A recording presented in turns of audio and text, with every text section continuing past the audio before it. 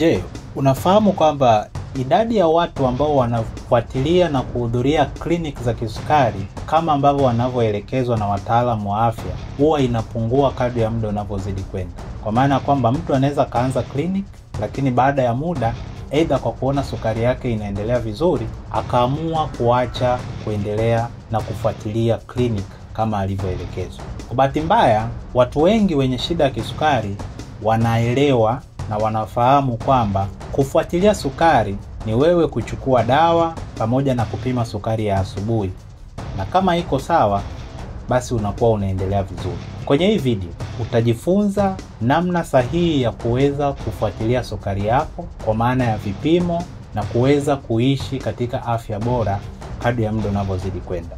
Hii ni The Catalog Podcast.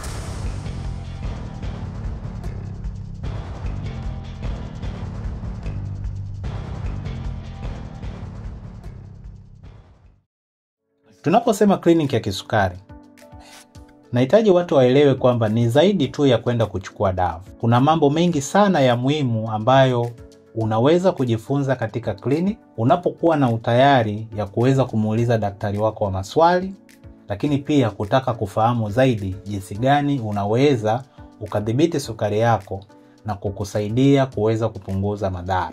Nataka tuanze na upande wa vipimo ambavyo ni vya muhimu sana kuweza kuvifanya pale unapokuwa na kisukari. Kipimo cha kwanza ni kile ambacho tumezoea kupima kila siku, tunaita fasting blood sugar. Fasting blood sugar manake ni sukari yako ambayo inakuwa inapimwa baada ya masaa 8 ya kutokula chochote. Kwa hiyo ukikaa bila kula kwa masaa 8 na kuendelea, utakapopima ile sukari kitaalamu ile tunaita ni fasting. Na ndio maana huwa tunashauri kwamba fasting inapimwa asubuhi kabla haujala chochote. Lakini tafsiri sahihi inatakiwa mtu awe amekula sio zaidi ya saa 4 usiku, ili itakapofika saa 12 na kuendelea atakuwa ametimiza yale masaa 8 kwa ajili ya kupata majibu sahihi ya fasting. Sasa cha muhimu ambacho nahitaji watu waweze kuelewa kuhusu fasting, unaweza kawa unapima fasting kila siku na inakuwa iko vizuri, lakini haimaanishi kwamba sukari yako itakuwa iko sawa muda wote. Naomba nirudie. Kupima fasting blood glucose kila siku na ikawa sawa, au ile sukari ya asubuhi ikawa sawa, haimaanishi kwamba ndio sukari yako iko sawa muda wote na kila siku. Na hiyo ni kutokana na experience, lakini pia tafiti nyingi zimeonyesha kwamba kwa sababu umekaa masaa 8 bila kula chochote, unakuwa umeipa mwili wako muda wa kutosha ya kuweza kudhibiti sukari na kuweza kukaa vizuri. Kwa hiyo kuna asilimia kubwa sana ya kupima ile ya asubuhi na ikawa sawa. Lakini unapoanza siku yako, ndio pale unakuwa unakula, ndio pale unakuwa unakutana na stress, ndio pale unakuwa unaingia kwenye mchaka au michaka mingi sana ya siku ambayo inaweza ikapelekea sukari yako kuweza kwenda juu. Sasa ukikaa tu na kuamini kwamba kwa sababu sukari yako ya asubuhi iko sawa, basi muda wote sukari yako inakuwa iko sawa. Kwa hiyo naomba nitoe angalizo. Kuwa na fasting blood glucose ambayo iko normal sio tafsiri sahihi ya kwamba sukari yako iko sawa. Na hiyo inatupeleka kwenye kipimo namba 2 ambacho ni cha muhimu sana.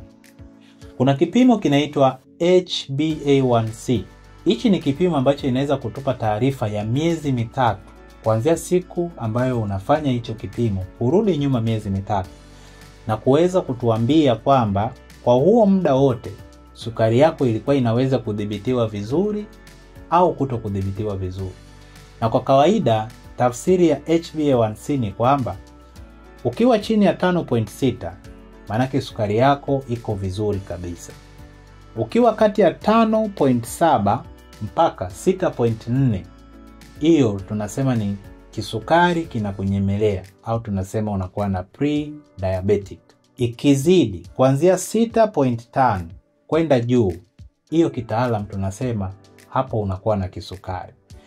Na mtu ambaye tayari yuko kwenye matibabu au yuko kwenye dawa, sawa ni kwamba tunahitaji kipimo hichi kiwe chini ya 6.5.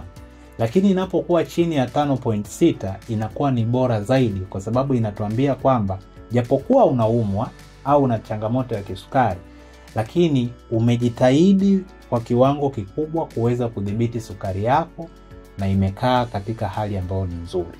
Kama nilivyosema, ni kipimo ambacho kinatupa taarifa ya miezi mitatu. Kwa hiyo kila baada ya miezi mitatu unatakiwa ufanye kipimo cha HB1C ili tuweze kufahamu kwamba sukari yako inadhibitiwa vizuri kiasi gani. Na nikitoa angalizo, kuna watu ambao wanapima sukari yao asubuhi, ile ambayo tunaita fasting blood glucose, na inarudi kawaida kabisa. Lakini tunapokuja kufanya kipimo cha HbA1c tunakuta iko juu. So tayari inatupa taarifa ya muhimu kwamba unaweza ukawa unapima sukari asubuhi inakuwa iko vizuri na inakuwa iko sawa, lakini kuna nyakati ambazo sukari yako inakuwa inaenda juu, na hiyo inakuweka kwenye hatari ya wewe kuanza kupata madhara. Vipimo vingine vya muhimu vya kufanya tunapofanya ufuatiliaji, kila baada ya miezi mitatu lazima tuangalie maendeleo ya figo. Ni muhimu sana kuweza kujua figo zako zinaendeleaje, kwa sababu cha kwanza, kama unatumia dawa, figo inahusika kusaidia kutoa taka mwili na kutoa takataka zinazotokana na dawa. Hiyo moja. Lakini pili, sukari huwa inaweza kutolewa kwenye mkojo. Kwa hiyo figo zinapokuwa zinafanya kazi vizuri, pia inatusaidia kupunguza kiwango cha sukari cha kwenye damu. Kwa hiyo ni muhimu sana kuweza kufuatilia ufanyaji kazi wa figo ili uweza kukupunguzia hatari ya sukari yako kutoweza kudhibitiwa vizuri. Kipimo cha pili ni cholesterol. Nayo kila baada ya miezi mitatu inatakiwa ifanyike. Na naomba nitoe angalizo. Tunapoongelea cholesterol, tunashauri tufanye panel nzima ya cholesterol, kwa sababu tumezoea tunaenda kupima kipimo cha total cholesterol, ile ambayo inatuambia jumla ya cholesterol. Lakini kitu kinachoitwa lipid profile, ile inakuwa na mgawanyiko wa aina ya cholesterol zote ambazo zinapatikana ndani ya mwili.